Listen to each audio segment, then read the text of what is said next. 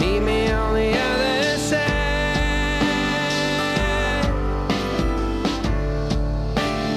Meet me on the other side.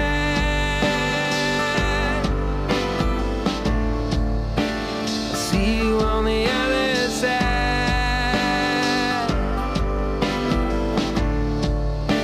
I'll see you on the other side. Do you look back on all the albums now and say, oh yeah, Flesh, difficult time, difficult album? God, well, it's enough to make you Really? curl up into a ball. I mean, some of the things that... I mean, you don't go home every night and put on Flesh on your iPod and listen to it from beginning to end. I did listen to it actually recently. Not all the way through, I skipped a few songs. But... I mean, you once said it didn't have the same spirit as the first album, it didn't have any direction, and the things weren't working out anyway. Yeah, so it was all going to work out with the third album, Sell, Sell, Sell. And if anything, that was the lowest point in some ways. It the was. reaction I don't to think. Sell, Sell, Sell. I don't think that that record was all bad in terms of what I did, but it was never it wasn't helped by the fact there was nothing coherent that was sort of working. There was no team of people with a sort of getting on my wavelength, and it was just falling apart basically. And we got into a bad situation there in EMI in America, which was that was the sort of nadir of the whole thing. That tour. Like spare ribs at 9 o'clock kind of thing, and David Gray after that at 10 o'clock. The whole thing was just gruesome. I mean, that's just one story. Why were you sent over to tour the Midwest? Well, they wanted to study me in microcosm. They sort of said, we're not going to send you around America, son. We're going to send you to a small part of it, and then watch what happens when you go in there and sort of roll sleeves up. And, Like a movie. Yeah, that was really grim. It was... So, okay, you come home, tail between the legs after album number 3, Sell, Sell, Sell, and that's it. The end of David Gray. David Gray career over. I can do a few pubs in London and just bang away on a guitar. And frankly, even Clune, I can't even afford to pay you, so get lost. It's just going to be me. So is that kind of what it was? Was it like quitting time in 96? 97? Well, actually, we rolled straight off the tour of America, the awful one, over here. And the first gig was Connolly's of Lep. And then I think we did Cork and Dublin and Galway. We must have done Galway too. The GPO club, maybe? Yeah, probably. So there was always this side to it, and that was a crucial sort of crutch for me, because it felt like sane. Somebody out there likes me. We came over here and played the same set that we'd been trying to play to anyone in America, and we had a great time.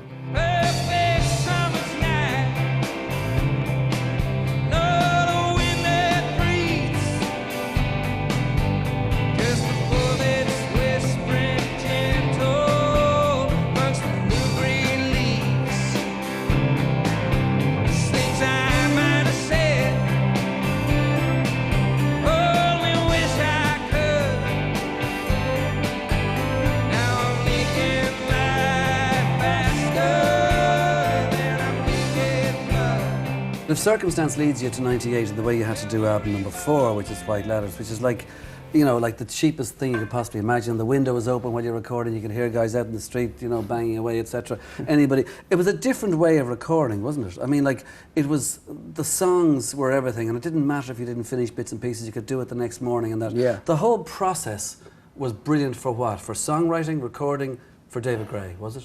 It was just one of those moments.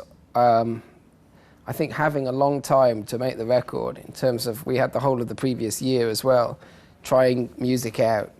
I probably wrote 10, 15, 20 songs that year, but only a couple of them appeared on White Ladder. Lots of them ended up on Lost Songs. We kept sort of refining it down. But yeah, it was the beginning of getting to grips with the recording process, and there's something brilliant about working at home. I mean, for all the hassle that you can have technically, the technical shortfalls of it and everything. It was really liberating. It was very, very laid back. It was a great atmosphere, round at my place. So there was me, Clune, and then when Yestin got involved, he was the crucial third person who allowed our ideas to sort of bear fruit. In a Studio Boffin kind of way? Yeah, in a sort of, he was like on the sampler straight away. It was like, whereas we were kind of like, hang on, what does it say in the manual? Now we trim the sample so that... It's just, it was... he was straight in there, but much more than that. He was very sympathetic to the music. And suddenly we were making our own sound with just a few bits of equipment and Yestin to sort of tweak things and all getting a bit hands-on. It suddenly sounded like us, didn't sound like anybody else. So, yeah, that was the turning point. So new recording techniques, if you like, for this album here, but not old songs. These were new. This was a new bunch of I songs. coined them all within the period of making the record. So from finishing touring on, I don't seem to write anymore when I'm on the road. I just either I'm too lazy or I've become sort of I've compartmentalized. This is one process, going out and touring around the world for a year or so. Right, so, but I mean, like, it's the performance, it's the spirit, it's not necessarily the sound quality we're looking for here. I mean, I use the example that you've used, Bruce Springsteen, Nebraska, and go back to even what we were saying about Dylan. That's what's important, the performance. Yeah, I totally agree. Yeah. I think you'll know straight away from the vocal whether something's going on or not. And I think on this record it is. It sounds really rooted. Tell me something. Tell me something I don't already know. Tell me something. Tell me something I don't.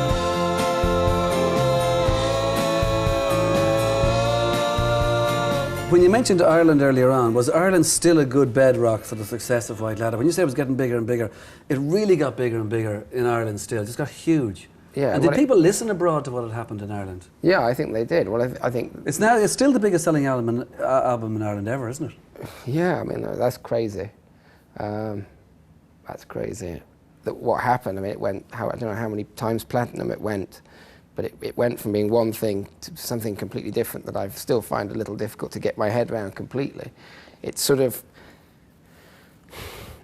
it started here, and there was a real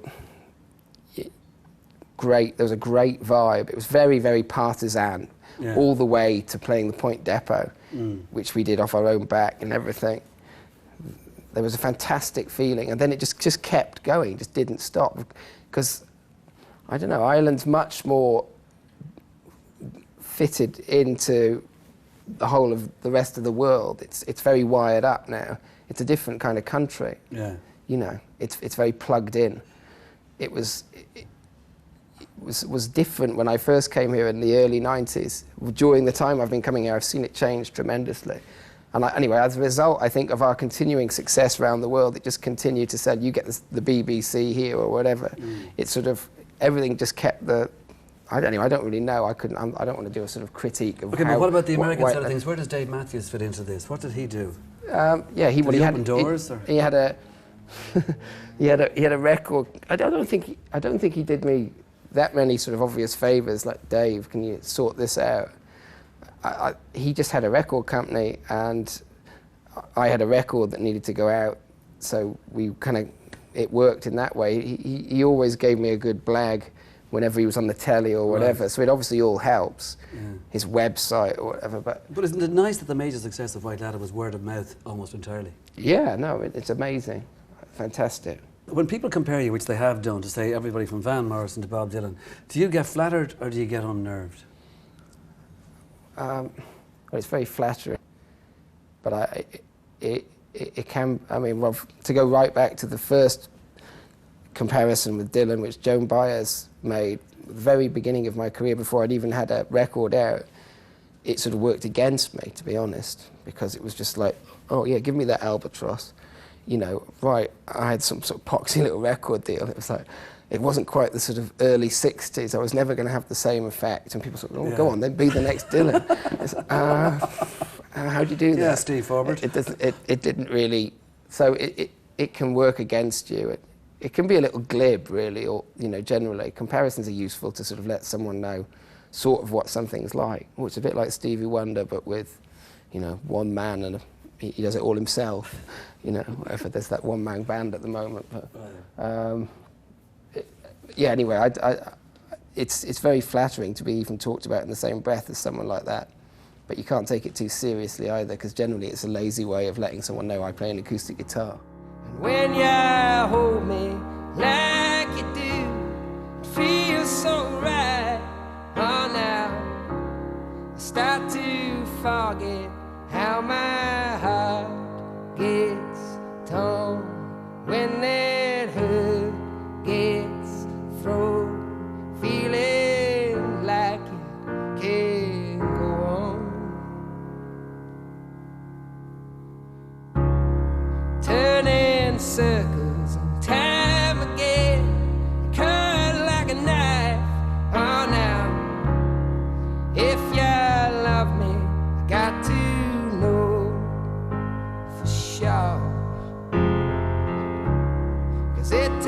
something